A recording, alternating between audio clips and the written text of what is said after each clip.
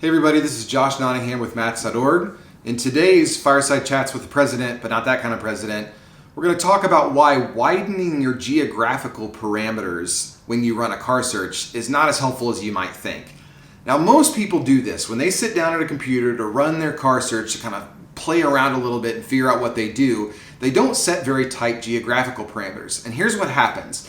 They put in some parameters. Let's say they want a 100,000 mile 2015 and newer Honda Odyssey, and they set the geographical parameters to within 1,000 miles because they think to themselves, hey, what's the cost of one flight to Orlando? No big deal.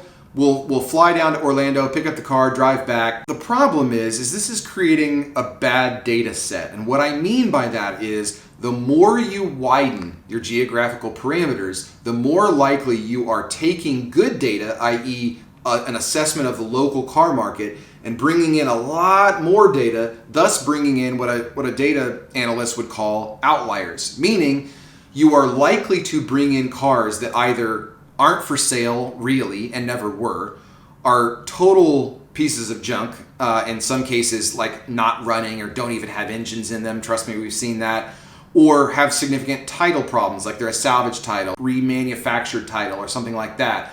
But what you're doing is diluting the data by bringing in a whole bunch of cars, and then what most people do is they sort by price and they pull that car to the top and they think to themselves, oh, I can buy a 2015 Honda Odyssey with 100,000 miles for 14 grand because I found one in Orlando. Now, while I might not go to Orlando to get it, I now know that that is doable because I see it in the data set. When in reality, all they're really doing is pulling bad data into their data set and convincing themselves that they can get something that they really can't.